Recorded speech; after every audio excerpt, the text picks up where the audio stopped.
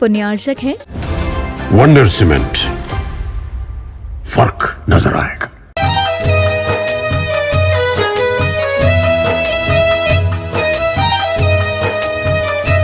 ओम नमः सिद्धेभ्यः। ओम नमः सिद्धेभ्यः।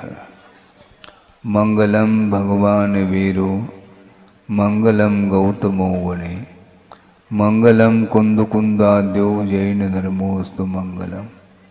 सर्वमंगल मांगल्यम सर्वकल्याणकारकम प्रधानम सर्वधर्माणां जैनम जयतु शासनम। अहिंसा परमो धर्म की महावीर भगवान की प्रातः स्मरणे परम पूजाचार्य गुरुवर श्री विद्यासागर जी मुनि महाराज जी की जय। शिरोमणि आचार्य श्री समय सागर जी महामुनि राज की, समस्त मुनि संघ की।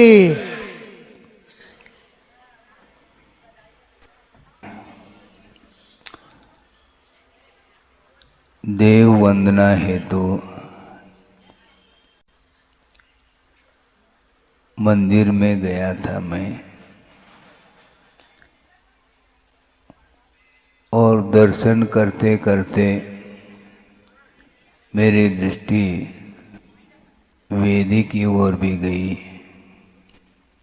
और जिस वेदी पे चित्र है किसका, एक घाट पर शेर और गाय दोनों पानी पी रहे हैं।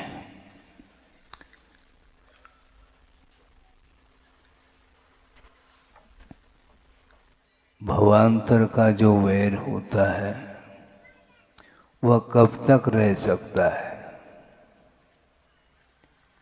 भवांतर का जो वैर होता है वह कब तक रह सकता है? जब तक वीतरागता का दर्शन न हो तब तक तो परस्पर में वैर भाव रह सकता है, किंतु जहाँ पर साम्य भाव का दर्शन होता है वहाँ पर वह भवांतर से आया हुआ वैर और वह क्रूरता समाप्त हो जाती है। किसका ये प्रभाव है? मात्र ज्ञान का प्रभाव नहीं, प्रयोग का प्रभाव है। ज्ञानार्जन तो संसारी प्राणी कर लेता है, किंतु ज्ञान का सदुपयोग नहीं कर पाता, और ज्ञान का यदि दुरुपयोग करता है तो इसके लिए गुरुदेव ने कहा था यह प्रज्ञा का अपराध माना जाता है। प्रज्ञा अपराध बहुत भयानक अपराध माना जाता है। बुद्धि मिली है और उस बुद्धि का, उस ज्ञान का यदि आत्म कल्याण करने के लिए और विश्व कल्याण करने के लिए उसका यदि उपयोग किया जाता है तो आपको बार बार ज्ञान मिल सकता है। बहुत विचित्र परिणमन है संसारी प्राणी का। आगम ग्रंथों को उठा करके देखेंगे तो आपको बहुत स्पष्ट शब्दों में वह विषय सामने आ सकता है कि जीव के पास ज्ञान है और भिन्न भिन्न पर्यायों में वह चला जाता है। एक इंद्रिय से लेकर के असंगी पंचेंद्रिय तक। असंगी का अर्थ जिसके पास मन नहीं है, कान तो है, वह ध्वनि को सुन लेता है, किंतु उसका क्या अर्थ है, उसका क्या मीनिंग है, इसका ज्ञान उसे नहीं हो सकता। तो इस प्रकार एक इंद्रिय से लेकर के असंगीय पंचेंद्र तक जीव का जो परिणमन है उसके सामने कितने भी आप संबोधन दे दो उसका कोई भी प्रयोजन सिद्ध नहीं होता। और एक संगी पंचेंद्रिय वह माना जाता है जिसके पास हिताहित का ज्ञान बोध प्राप्त हो सकता है, होता है। इसके बाद भी वह संगी पंचेंद्रिय जीव जब ज्ञान का दुरुपयोग करता है तो उसको विचार विमर्श करने के लिए मन नहीं मिलेगा। सोचो, विचार करो। एक सैद्धांतिक प्रसंग आपके सामने रख रहा हूँ। जो स्वाध्याय करते हैं उनके लिए तो वो बात समझ में आ सकती है। एक संगी है जीव और वह ऐसा कुछ पापमय परिणाम उसने कर लिया, वह असंगी पर्याय को प्राप्त हो गया और वह असंगी पर्याय को प्राप्त करके पुनः यदि संगी बनना चाहें तो वह अंतर्मूर्त के पश्चात पुनः वह संगीपने को प्राप्त कर सकता है। किंतु मैक्सिमम काल तक कब तक वह असंगी से असंगी पर्याय को ही प्राप्त करता चला जाएगा, इसका वर्णन आया है। असंख्यात पुद्गल परावर्तन काल तक वह असंगी पर्याय को ही प्राप्त करेगा। उसको बुद्धि नहीं मिलेगी, मन नहीं मिलेगा, क्योंकि मन का दुरुपयोग का यह परिणाम है। इसी को बोलते हैं प्रज्ञापराध। भयंकर रूप है। पुण्य के उदय में सामग्री मिलती है किंतु उसका वो मूल्य नहीं आंक पाता, इसलिए वह विषयों में उसका उपयोग कर लेता है। दुरुपयोग इसी को बोलते हैं। तो उसका संसार में पतन ही पतन है। और साम्य भाव का दर्शन जब कर लेता है तो बुद्धि ठिकाने पर आती है। वह भव भवांतर से आया हुआ जो वैर है, जो क्रूर वृत्ति है, वह सब एक साथ शांत हो जाती है। समोषण में एक कोठी पशुओं के लिए भी है और एक स्थान पर वह नेवला भी है, सर्प भी है, बिल्ली भी है और सब है वहां पर। गाय भी है और शेर भी है, सब एक स्थान पर बैठे हैं। पशु और पक्षी गाय को अब भीति नहीं होती क्योंकि प्रभु विराजमान है और प्रभु के चरणों में डर किस बात को लेकर के होगा, नहीं होता। ये अभयदान इसी को बोलते हैं। हाँ, दानांतराय का कर्म का अत्यंत क्षय हो जाता है तो अनंत दान देने की क्षमता उनके अंदर आती है। इसको बोलते हैं अभय दान। जैसे आप लोग भजन में बोलते हैं ना, मैं हूं ना, इसका अर्थ क्या है? वो मैं हूं ना का अर्थ इतना ही पर्याप्त है। वह डिप्रेशन में यदि आया है मान लो तो वह पुनः डिप्रेशन समाप्त हो सकता है। आहार दान अलग है, औषध दान अलग है और ये अभयदान अलग है। वस्तुतः मैं इसलिए कहना चाहता हूँ, जो छोटे छोटे बच्चे हैं जिन्हें आप स्कूल भेज देते हैं किंतु यदि परीक्षा में अंक कम आ जाता है तो वो डिप्रेशन में आता है। डिप्रेशन में क्यों आता है क्या पता, हम माता पिता डांटेंगे या इसके कारण वह डरता है। उसको अभयदान देना चाहिए, कायदे से देखा जाए। क्षोभ्रम किसी का तीव्र रहता है, किसी का मंद रहता है। हर व्यक्ति अकलंक नहीं हो सकता, ये ध्यान रखो। अकलंक स्वामी को एक ही बार में सब याद हो जाता था। इसी को क्षिप्र ज्ञान बोलते हैं कि किसी को क्षिप्र ज्ञान नहीं, एक बार 2 बार 4 बार 10 बार समझाने के उपरांत भी मान लो वह बात समझ में नहीं आती है, कोई बाधा नहीं, बार बार प्रयत्न करते रहिए। निरंतर पुरुषार्थ करने से कालांतर में वह जो विषय है वह हासिल हो जाता है। इसलिए आहार दान तो सब लोग देते हैं, अभय दान भी देने का पुरुषार्थ करो आप।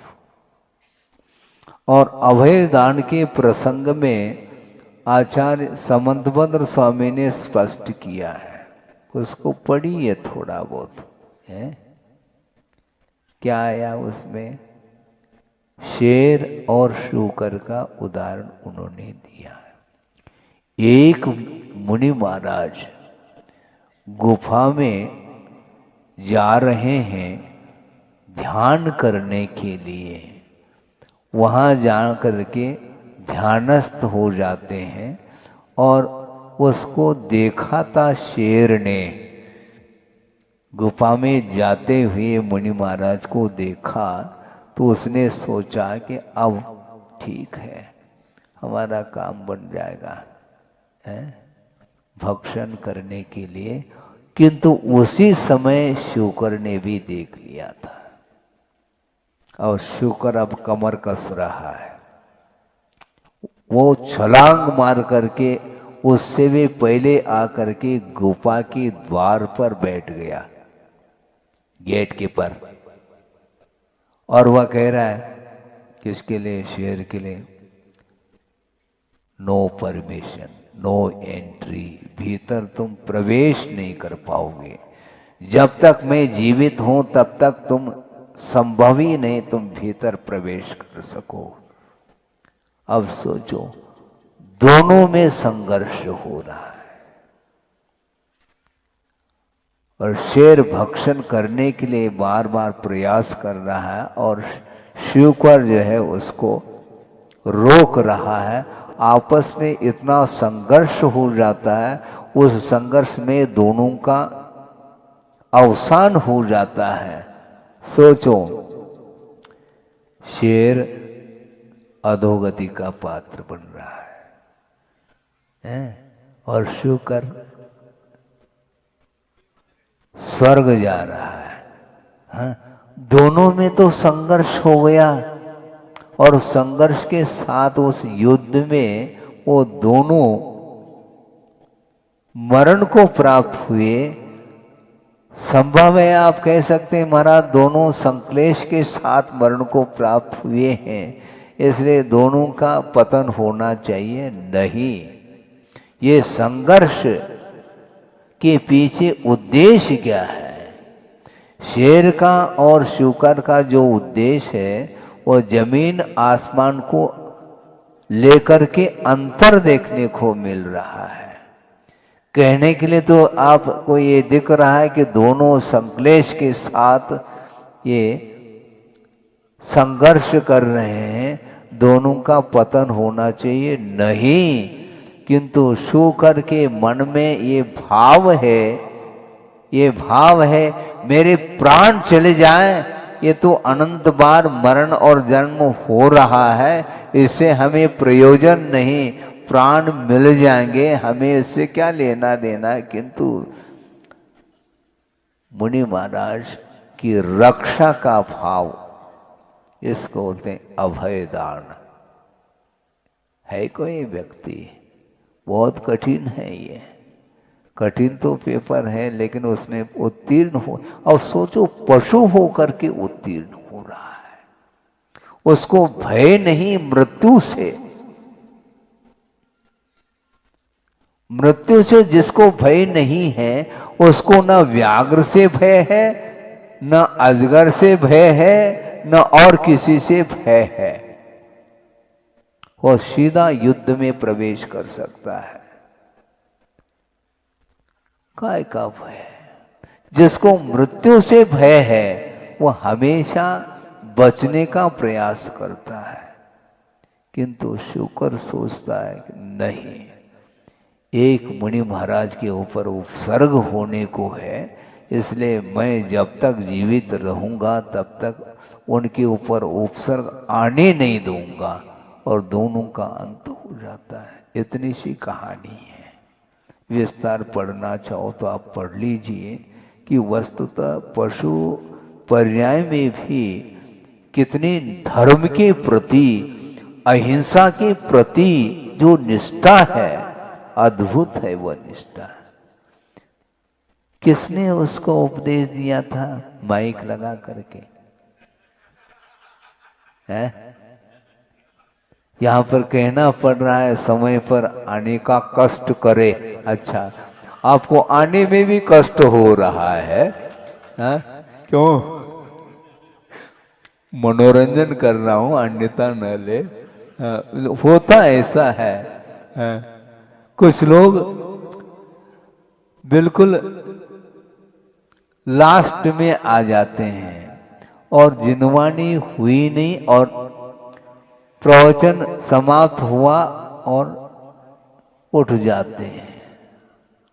सोचो निष्ठा कैसी होती होगी पशु पर्याय में। ये शोखर का उदाहरण भी मिलता है, मेंढक का भी उदाहरण मिलता है, चांडाल का भी उदाहरण मिलता है। ये सब क्या है? ये इसको आप पढ़ने का प्रयास करिए।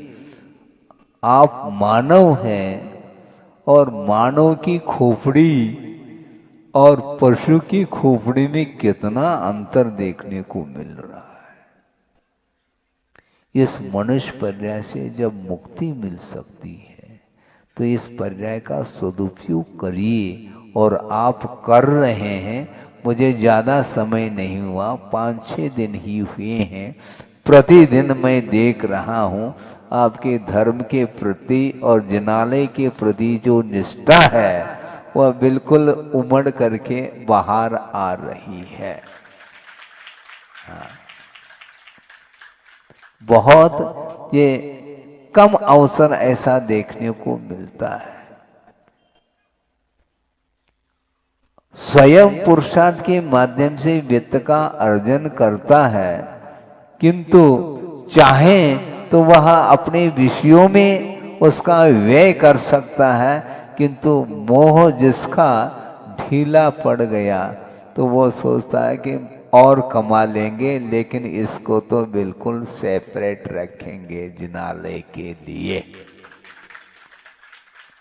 छोटे छोटे बच्चे भी हमने देखा है कि खूब प्रयास करके पैसा एकत्रित करते हैं, गुल्लक में डालते हैं और फिर बाद में जा करके वह जिनालय में उसको समर्पित करते हैं। इसको बोलते हैं संस्कार। बच्चों के ऊपर संस्कार आते हैं और संस्कार देने वाले के ऊपर संस्कार होंगे तभी तो आ रहे हैं। बहुत कठिन होता है। पशु पर्याय में भी जन्मजात वैर होते हुए भी प्रभु का दर्शन करते ही समोसन में वह भवांतर का वैर और वह क्रूरता सब समाप्त हो जाती है।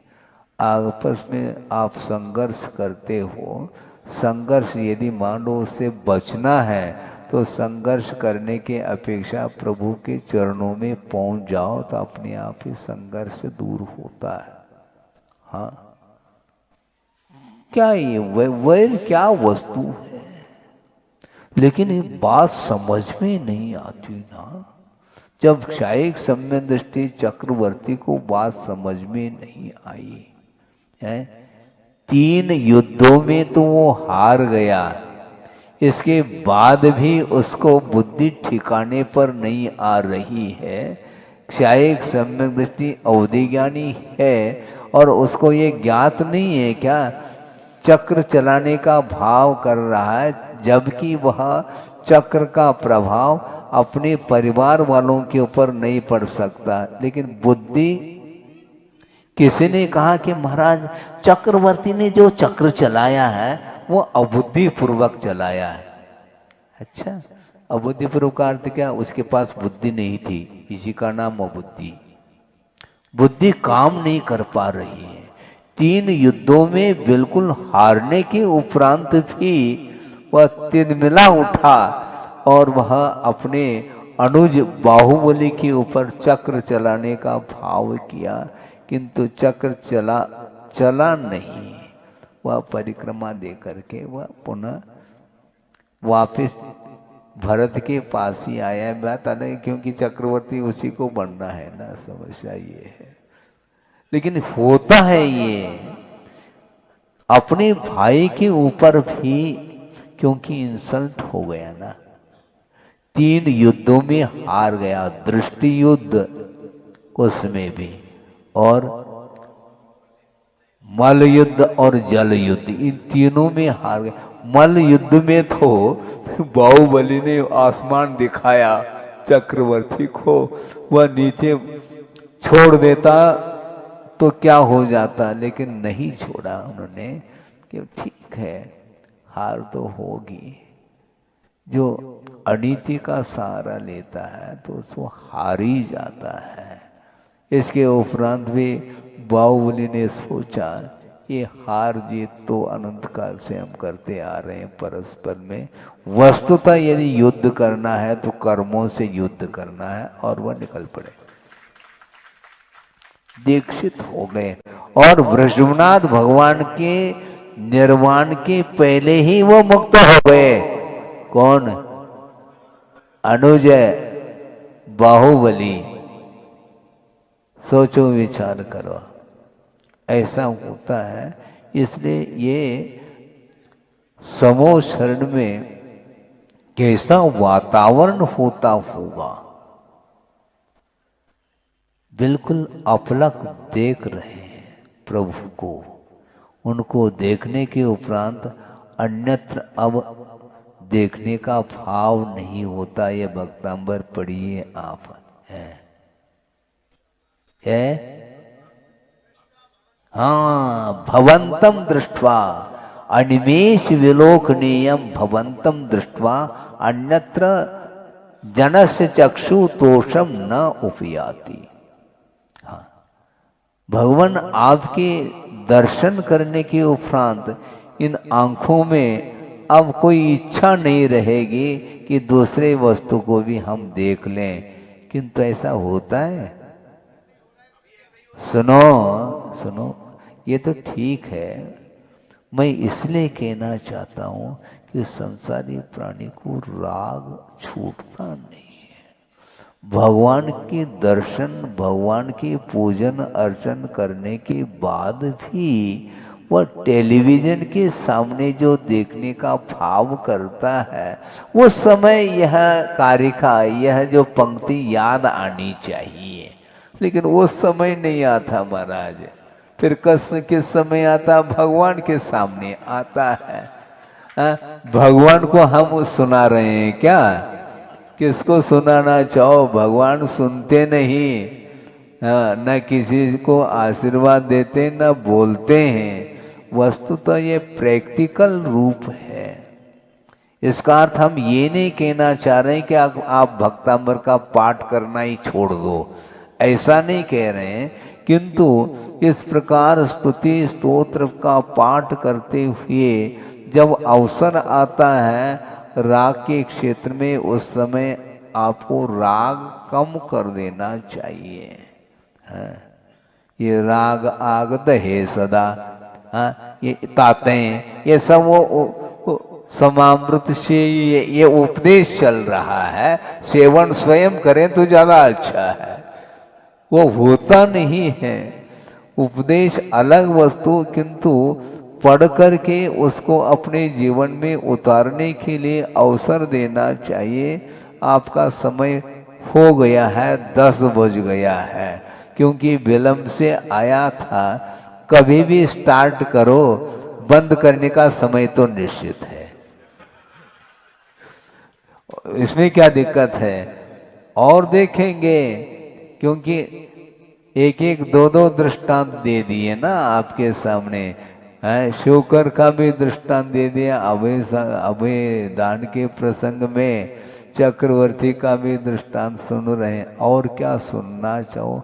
बहुत सुनते सुनते युग निकल गए।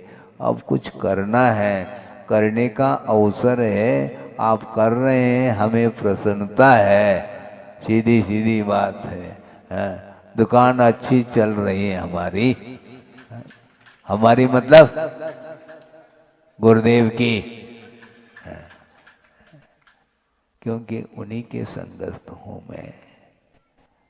क्या उन्होंने विश्व को दिया है, अद्भुत दिया उन्होंने। अकेले एकाकी होकर के निकल गए, आगे पीछे कोई भी नहीं थे उनके साथ, और अकेले निकल गए, कड़ गए, और दीक्षित हो गए। कोई भी साथी संगाती नहीं। मुझे विस्मय होता है, आचार्य ज्ञान सागर जी महाराज जी का दर्शन हमने भी किया है। आचार्य श्री की जब दीक्षा हो गई सन 68 में, दीक्षा के उपरांत लगभग 20 दिन के उपरांत उनके चरण सानिध्य को प्राप्त किया, दर्शन किए, और आचार्य ज्ञान सागर जी महाराज वृद्धावस्था में थे, और 2-3 क्षुल्लक थे, एक ऐलक थे, और छोटा सा संघ था। और आचार्य महाराज केवल 22 साल की उम्र उनकी। उनके साथ कौन बोलने वाले हैं? वृद्ध व्यक्ति के साथ उनका क्या तालमेल होगा, आप सोचो, विचार करो। और वो भी सुनते थे आचार्य महाराज के मुख से कि आचार्य ज्ञान सागर जी महाराज लगभग 75-80 को छूने वाले थे, वृद्धावस्था थी, धीरे धीरे बोलते थे, और वो भी मारवाड़ी में बोलते थे, बताते। अब आचार्य महाराज को न मारवाड़ी आती है, न हिंदी आती है?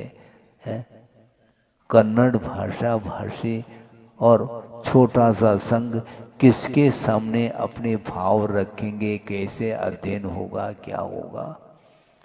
3 साल के अंदर मात्र दीक्षित होने के लिए 11 महीने लगे, केवल टोटल 11 महीने के अंदर दिगंबरी दीक्षा हो गई उनकी।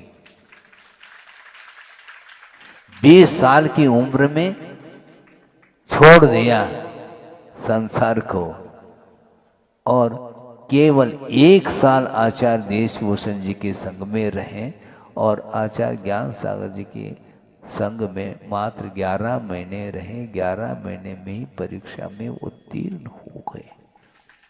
कैसा उन्होंने परखा होगा इनको, अद्भुत है योग्यता इनकी। कई लोगों ने सोचा, सुनते हैं कि महाराज आप दीक्षित कर रहे हैं इनके लिए, बहुत यंग एज में है, युवा अवस्था है, कम से कम इनको आप क्षुल्लक आदि क्रम से दे दो। तो उन्होंने कहा, आचार्य ज्ञान सागर जी महाराज ने, ये तुम्हारा विषय नहीं, हमने परख लिया है। यदि आप रोकने का प्रयास करते हो, मैं देऊं अथवा न देऊं, यह स्वयं जंगल में जाकर के ले लेगा। कौन रोक सकता है? किसी वैरागी को कोई रोकने वाला थोड़ी। वैराग्य हो गया, इन्हें हो गया, इसलिए उन्होंने तत्काल मन बना करके डायरेक्ट जैनेश्वरी उन्होंने दीक्षा दे दी। सोचो, विचार करो, है? और आज माहौल देखो कैसा दिख रहा है। ये सारा गुरुदेव ने जो किया है, जो पुरुषार्थ, वह न भूतो न भविष्यति है। इसलिए जो भी उन्होंने प्रकाश दिया है, उस प्रकाश में हमें आत्म तत्व का अवलोकन करने का अवसर मिल रहा है, बुद्धि मिली है, और इस परंपरा को निरंतर आगे बढ़ाते रहिएगा, क्योंकि भविष्य में इस प्रकार के उत्कृष्ट चर्या का पालन करने वाले जो साधक होते हैं, उनका दर्शन बहुत कठिन है। इसलिए आस्था का विषय है। भले ही जब तक रहें तब तक हम लोगों ने इन आंखों से दर्शन किए, किंतु अब जो दर्शन करेंगे निरंतर मन के माध्यम से, स्मरण करके निरंतर दर्शन करते रह सकते हैं, इसमें कोई बाधा नहीं। और वो जो चाहते थे वो होता चला जाएगा। उनकी और क्या भावना, और कोई भावना नहीं। निरंतर जो भव्य जीव है, इस मोक्ष पथ पर आरूढ़ होकर के आत्मा का ध्यान करता रहे और जगह जगह इस प्रकार के जो जिनालय आदि हैं ये बनते रहें और ये परंपरा मोक्ष मार्ग की परंपरा पंचम काल के अंत तक यह निरंतर यह मार्ग बना रहे, सुरक्षित रहे, इसके माध्यम से प्रभावना निरंतर बढ़ती रहे। इस भावना को लेकर के उन्होंने पुरुषार्थ किया था। हमें ज़्यादा पुरुषार्थ करने की अब आवश्यकता नहीं, क्योंकि जो कुछ करना था उन्होंने पथ प्रदर्शन उनके द्वारा हो चुका है और उस पथ पर चलने की आवश्यकता है। हमें पथ का निर्माण करने की आवश्यकता नहीं, बिल्कुल व्यवस्थित करके गए हैं, हमें व्यवस्थित चलने की आवश्यकता है। कई लोग कहते हैं महाराज अब क्या होगा, कुछ नहीं होगा। जो उन्होंने कहा, जो दिखाया है, उस पर हमें चलने की देरी है। अपनी क्षमता और सामर्थ्य के अनुरूप आप चलने का पुरुषार्थ करेंगे तो निश्चित रूप से आत्मा का कल्याण हो सकता है। हो इस पवित्र भावना के साथ अहिंसा परमो धर्म की। संसार का निर्माण किसी व्यक्ति विशेष के द्वारा नहीं होता, किंतु अपने आत्मगत ऐसे परिणाम होते हैं जिन परिणामों के माध्यम से ही चतुर्गति में संसारी प्राणी अर्जित कर्मों का जो फल है उसको भोगने के लिए चला जाता है। किसी व्यक्ति के ऊपर आरोप नहीं जाता। ये जैन दर्शन है, ये इतना सूक्ष्म है, वो किसी को भी अपराधी नहीं मानता। कोई दूसरा अपराधी नहीं होता। अपने जो परिणाम हैं उन परिणामों के माध्यम से वह जेल चला जाता है। संसार में है क्या? हमारा भारत स्वतंत्र हुआ है, ठीक मैं मानता हूँ। व्यवहार की भूमिका में कह दो, कोई बाधा नहीं, किंतु प्रतिपल संसारी प्राणी परतंत्रता का अनुभव कर रहा है। कर्माधीन जीवन जब तक चलेगा तब तक वह शरीराश्रित जो कुछ भी सुख और दुख है उसका संवेदन करता है, आकर्षित होता चला जाता है। यहाँ तक कि उसको ये भान नहीं रहता कि मेरे लिए कौन सा कर्तव्य है, कौन सा अकर्तव्य है, मेरे लिए कौन सा उपयुक्त कार्य है, कौन सा अनुपयुक्त है, इसका भान नहीं रहता है और वह करता चला जाता है। इसी को आचार्यों ने ये कहा है, ये अज्ञात नहीं माना जाता है। व्यवहार की भूमिका में लौकिक क्षेत्र में उसको अज्ञात माना जा रहा है, जिससे जो परिचित नहीं है। मुझे ज्ञात नहीं, इसका नाम अज्ञात, ये आगमकारों का वचन नहीं। आगमकार ये कहना चाहते हैं अज्ञात किसको बोलते हैं? अज्ञात उसको बोलते हैं मदात प्रमादात वा अनवबुद्ध प्रवृत्ति अज्ञातम, ऐसा कहा पूजपा स्वामी ने। मद के कारण यानी उन्मत्तता के कारण और प्रमाद के कारण बिना सोच विचार किए जो प्रवृत्ति की जाती है उसका नाम अज्ञात कहा। इसलिए आप लोगों को अलर्ट होना चाहिए, सावधान होना चाहिए। पहले भी हम सुनते थे, स्वाध्याय करते थे लोग, देहात में गुरुदेव का विहार हुआ और वहाँ पर भले ही 8-10 पुरुष और महिला वर्ग दोनों बैठ करके वचनिका जिसको बोलते हैं, और उस समय जिस समय शास्त्र लाया जाता है और सावधान ऐसा बोलते थे यानी सावधान हो जाओ। लेकिन वर्तमान में वह स्थिति देखने को नहीं मिलती। धर्म सभा में भी मोबाइल का प्रयोग आम तौर से हो रहा है। आपके मुख किस तरफ है? महाराज आपकी ओर है। मैं मानता हूं आपका मुख तो मेरी ओर है, किंतु आपका मन किस ओर है भगवान जानते हैं। इसीलिए मन के माध्यम से निरंतर वह भाव उत्पन्न होते रहते हैं और उसके माध्यम से ही प्रतिपल कर्म का आश्रय होता है, बंध होता है। और बंधन का अनुभव करने वाला संसारी प्राणी स्वतंत्रता का अनुभव कैसा कर सकता है? संभव नहीं है। इसलिए बहुत अल्प समय कल से व्यवस्थित होंगे, क्योंकि हम ही व्यवस्थित नहीं थे। थोड़ी संघ में थोड़ी सी चर्चा करनी थी, उसमें समय थोड़ा सा लगा, विलंब हुआ, वह भी आवश्यक था। और कल से समय पर आप लोग आएंगे और गुरुदेव की अर्चना के साथ थोड़ा सा उपदेश धर्म की चर्चा आपके बीच में होगी। तो मैं ये कह रहा था कि वस्तुतः संसारी प्राणी जिसने अतीत में ऐसा कोई विशिष्ट पुण्य का अर्जन किया है, जिसके फलस्वरूप ये मनुष्य पर्याय मिली है, और इसका यदि सदुपयोग करेंगे तो मनुष्य जीवन की सार्थकता सिद्ध होती है। ऐसे भी संसार में जीव हैं जिन्हें सोच विचार करने के लिए दिमाग नहीं है, जिसको असंगी बोलते हैं। एकेंद्रीय से लेकर के असंगी पंचेंद्रिय तक विचार विमर्श करने की शिक्षा इत्यादि को प्राप्त करने की क्षमता, योग्यता उसके अंदर नहीं होती। उनके लिए कौन उपदेश दे सकता है? वह उपदेश सुन नहीं पाएंगे।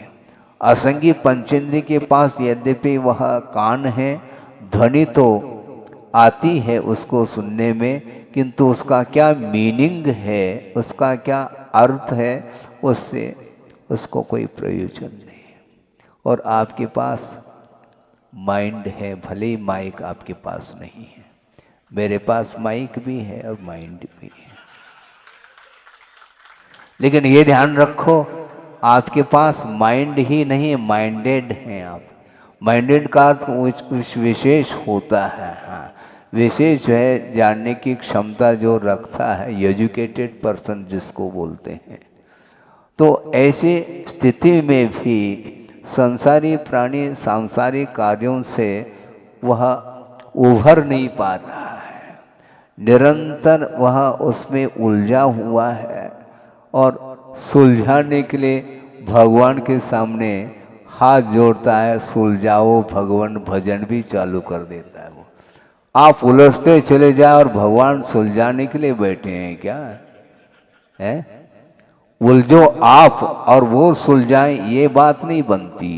किंतु भगवान ने जो कहा है उसके अनुरूप, अपनी शक्ति और सामर्थ्य के अनुरूप यदि हम अपने जीवन में धर्म के लिए स्थान देते हैं, तो निश्चित रूप से आपके जो आत्मगत परिणाम है, जो विशुद्धतम परिणाम है, उनके माध्यम से आपका उद्धार होने वाला है।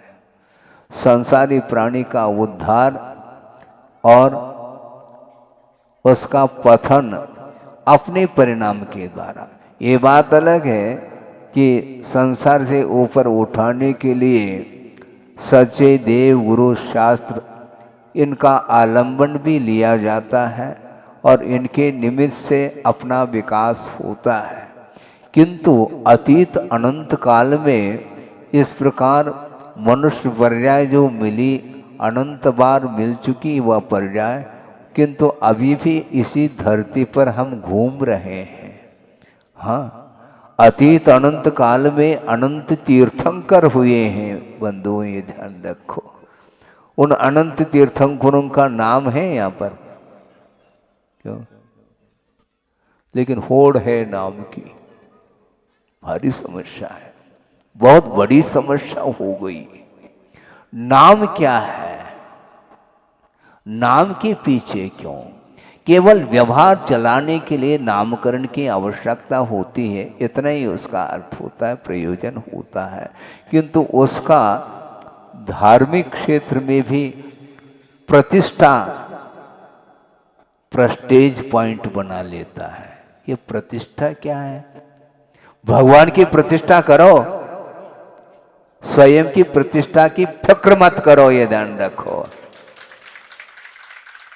और सूर्योदय देखा, कल आकर के अवलोकन किया, अच्छा लगा, बहुत ही वह दृश्य देख करके ऐसा लगता है कि इसको करने वाले जो पुण्यार्जक होंगे वो अपने आप में उनका भी बहुत बड़ा पुण्य, तीव्र पुण्य जिसको बोलते हैं, उस क्वालिटी का पुण्य सबको हो अनिवार्य नहीं। लेकिन ये ध्यान रखें, भले आप जिनालय बनाओ, जिनबिंब स्थापित करो या नहीं करो, किंतु जो कर रहे हैं उनका जो पुण्य, जो तीव्र पुण्य का उदय है, उसके माध्यम से सबका पुण्य जागृत हो रहा है। क्योंकि जिनालय का निर्माण करके जिनबिंब को स्थापित करेंगे तो केवल छिंदवाड़ा ही नहीं, पूरे देश के लोग आएंगे, दर्शन करेंगे, पूजन अर्चन करेंगे, अभिषेक करेंगे, अपने परिणामों को निर्मलतम बनाएंगे। इसमें किसका हाथ है? आप ही लोगों का तो हाथ है? बिल्कुल ठीक है, बहुत अच्छा काम किया। इसको बोलते हैं धर्म की आराधना करने के लिए अवसर मिलता है, और इसका उपयोग अच्छे ढंग से कर लेना चाहिए। तो मैं ये कह रहा था कि ये मनुष्य जीवन मिलने के उपरांत भी जो उच्च कुल का मिलना, देवगुरु शास्त्र का समागम प्राप्त करना, और निरोग शरीर का मिलना, और दिव्य देशना को सुन करके अपने जीवन को तदनुरूप ढालने का जो पुरुषार्थ है, वह आप लोगों के लिए वह उपयुक्त पुरुषार्थ का अवसर प्राप्त हुआ है। बड़ी विचित्र अनंत तीर्थंकर किसको बोलते हैं? वो समय भी हम और आप थे और अभी भी हैं, और अनंतों की संख्या वहां पर, कहां पर? सिद्धालय में। अनंतानंत सिद्ध परमेश्वरी जिनकी हम परोक्ष रूप से आराधना कर रहे हैं, वैसे उनकी आराधना हमेशा परोक्ष रूप से इसलिए होती है क्योंकि वह अमूर्त स्वभाव को प्राप्त कर चुके हैं, और हम और आपके बीच में उनका पुनः उनका यहाँ पर आगमन संभव नहीं है। पंच कल्याणक में आप दृश्य देखते हैं, केवल ज्ञान हो जाता है प्रभु को, उसके बाद निर्वाण कल्याण के दिन भी आप दृश्य देख सकते हैं। अरहंत परमेष्ठी अब निर्वाण को प्राप्त कर गए, वहाँ पर कुछ अवशेष देखने को नहीं मिलता, स्वभाव को उपलब्ध कर जाते हैं। तो आपका लक्ष्य क्या है? आखिर जिनालय बनाने जा रहे हैं, बहुत अच्छी बात है, इसके पीछे क्या लक्ष्य है? लक्ष्य होना चाहिए, निरुद्देश्य नहीं होता, उद्देश्य यही होता है, होना चाहिए कि जो कुछ भी धर्म की आराधना हम कर रहे हैं, इसके पीछे एक ही मात्र लक्ष्य है, कर्मों की निर्जरा, कर्म का क्षय। कर्म क्षय के उद्देश्य को लेकर के जो कुछ भी हम धार्मिक अनुष्ठान करते हैं, उसके माध्यम से हमारा पाप धुल जाता है और पुण्य संचित हो जाता है, और उस पुण्य के माध्यम से ही हमारा मोक्ष मार्ग और आसान होता चला जाता है। कठिन तो है वो, मोक्ष मार्ग कठिन है। एक हाइकू या समझ लो गुरुदेव ने ये पंक्ति दी थी, हमने सुना था कि मोक्ष मार्ग जटिल तो है, सुन रहे हैं आप? मोक्ष मार्ग जटिल तो है किंतु कुटिल नहीं है। मोक्ष मार्ग में कुटिलाई संभव नहीं है, ध्यान रखो। इसलिए क्योंकि जहां पर जिस मोक्ष मार्ग में आर्यों धर्म की आराधना की जाती है, वहां पर कुटिलता कैसे संभव हो सकती है? नहीं होना चाहिए। इसलिए आर्जव धर्म की उपासना करते रहिए। उसके माध्यम से ही अपने परिणामों में भी सरलता आएगी, सहजता आएगी और सहिष्णुता आएगी। परस्पर में आत्मीयता का व्यवहार और बढ़ता चला जाएगा। आत्मीयता होनी चाहिए। हाँ, उसके बिना व्यापक रूप से धर्म की प्रभावना संभव नहीं है, क्योंकि ये जैन धर्म, जैन दर्शन इतना विशाल दृष्टिकोण को लेकर के अपना विषय देता है, अन्यत्र बहुत कठिन होता है। एक दूसरे के प्रति करुणा, दया, अनुग्रह का जो भाव, परोपकार का जो भाव है, यह बिना जैन दर्शन के संभव नहीं। और जैन दर्शन का अर्थ ये नहीं समझना चाहिए ये जाति परक कोई धर्म है, नहीं, किंतु जिन्होंने अपने इंद्रियों को और कर्मों को जीत लिया है उसका नाम जिन है, और जिनके जो अनुयायी होते हैं उसका नाम जैन है। ये जैन धर्म की व्याख्या है। इसलिए बहुत अच्छा अवसर है, कल आना हुआ है और देखो आप लोगों का कितना और पुण्य जागृत होता है? अच्छा, शीतकालीन, हमें तो अभी ठंड लग नहीं रही है। हाँ, विहार करते आए और उसमें भी पसीना आ रहा था। हमने सोचा कि ग्रीष्मकालीन तो नहीं हो रहा है। कुछ भी हो, भाव आपके हैं। समय पर जितना होगा, समय जितना मिलना है मिलेगा। बाकी हम ये कहना चाहते हैं कि इस पर्याय को बहुत सार्थक बनाना चाहिए। इसलिए कह रहा हूँ कि वर्तमान में पाश्चात्य संस्कृति जो चारों ओर फैली हुई है और नित्य नए जो अनेक प्रकार के जो संसाधन हैं भौतिक युग संबंधी, उसके माध्यम से संसारी प्राणी का पतन हो रहा है। उस पतन से बचाने का पुरुषार्थ आप लोगों को करना है। छोटे छोटे जो बच्चे हैं उनके ऊपर संस्कार क्या मिल रहा है, हम बताओ आप। खास तौर से माता पिताओं के ऊपर ही ये सारा सारा निर्धारित है। वो यदि अनुशासन में रखते हैं तो निश्चित रूप से परिवार बहुत अच्छे से चलेगा। किंतु धीरे धीरे पतन हो रहा है, होता ही चला जा रहा है। इसका कारण क्या? और कुछ नहीं, संसाधन बढ़ रहे हैं और स्वाध्याय की ओर जो रुझान है वह कम होता चला जा रहा है। स्वाध्याय करिए आप, कम से कम संस्कृत नहीं है तो हिंदी में लिखी हुई जो ग्रंथ हैं या जिसका अनुवाद किया है विद्वानों ने, उसका अध्ययन करिए आप। छड़ाला से प्रारंभ कर लो, कोई बाधा नहीं। छड़ाला में भी बहुत कुछ विषय, चतुर्गति रूप संसार का पूरा जो है चित्रण उसमें मिलता है। व्रतों का भी वर्णन किया है और देश व्रत महाव्रत का भी वर्णन मिलता है, और भी जो द्रव्य हैं, तत्व हैं, उसका भी विश्लेषण काफ़ी हद तक उसमें किया गया है। उसके माध्यम से, उसके स्वाध्याय करने से वस्तुतः अपना जीवन किस रूप में होना चाहिए और वर्तमान में किस रूप में चल रहा है, तुलनात्मक अध्ययन करने का आपको अवसर मिलेगा। इसलिए आप स्वाध्याय की परंपरा बनाए रखें, क्योंकि वस्तुतः देखा जाए पूजन अर्चन अभिषेक ये सारे होते और होना चाहिए, किंतु 24 घंटा मन जो इसके उपरांत भी बाहर दौड़ लगा रहा है तो उसमें थोड़ा सा नियंत्रण हो सकता है। महाराज, मन को कैसा नियंत्रित किया जाए? अच्छा, मन को नियंत्रण करना है। मन की गति जानते हैं आप? वो फ्लाइट से भी ज़्यादा है।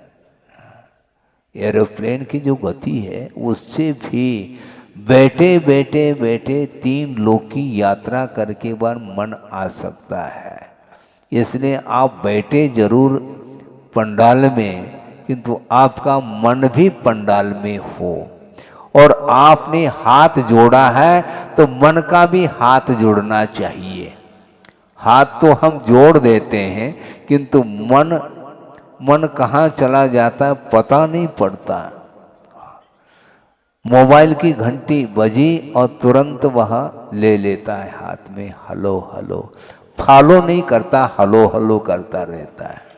समस्या ये जा रही है, ये युग आया है। अब बहुत कठिन है, आहार के समय पर भी घंटी बजती है तो वह बाहर चला जाता है। ये सब क्या हो रहा है? पूजन करने के लिए बैठे उस समय मोबाइल की घंटी बजती है तो जल्दी से जल्दी अर्घम और उठ के चले जाते हैं। ये सब क्या है? ये कितनी आकुलता है। आलोचना नहीं, ये ध्यान रखिए, हकीकत बता रहा हूं, यथार्थ सत्य है कि हो रहा है क्या नहीं हो रहा है। नहीं होना चाहिए तब तो प्रभावना माननी पड़ेगी अपने को, है बिल्कुल प्रभावना। तभी 10-15 मिनट के लिए भी यदि मान लो आपका मन विश्राम नहीं ले रहा है, प्रभु की अर्चना करते समय, यहाँ तक मैं कहना चाहूँगा 2 मिनट में, कई बार हमने कहा और फिर से यहाँ पर आपके सामने कहना चाहता हूँ कि धार्मिक क्रियाएं किस ढंग से होनी चाहिए। मान लो आप बैठे हैं प्रभु के चरणों में पूजन अर्चन करने के लिए, उस समय यदि मान लो कोई मुनि महाराज भी आ जाए भगवान के दर्शन करने के लिए, तो आप अपने पूजन को छोड़ करके उनके लिए अर्घ या उनके लिए नमोस्तु की कोई आवश्यकता नहीं है, ध्यान रखें। महाराज फिर तो ये उनका अभिनय हो जाएगा। अभिनय नहीं होता है, फिर भगवान का अभिनय हो जाएगा, क्योंकि वह पूजन के कार्य को छोड़ करके अब अन्यत्र आपका मन जा रहा है, तो वो सारा सारा अधूरा कार्य हो जाएगा। एक कार्य को पूरा संपन्न कर लो, उसी में सब कुछ पुण्य का संचय होता है। महाराज संकोच करने की क्या आवश्यकता है? मान लो आप माला फेर रहे हैं, उसी समय महाराज आ गए तो माला छोड़ दोगे क्या? है ऐसा तो होता नहीं। सारे के सारे जितने भी धार्मिक कार्य हैं उनको आप भले संक्षेप में कर लो, किंतु निर्दोष जो है उस कार्य को संपन्न करना चाहिए। ये नहीं हो पाता है। ये मोबाइल का जमाना है, टेलीविजन मोबाइल के माध्यम से क्या चल रहा है संसार में, बहुत कठिन है।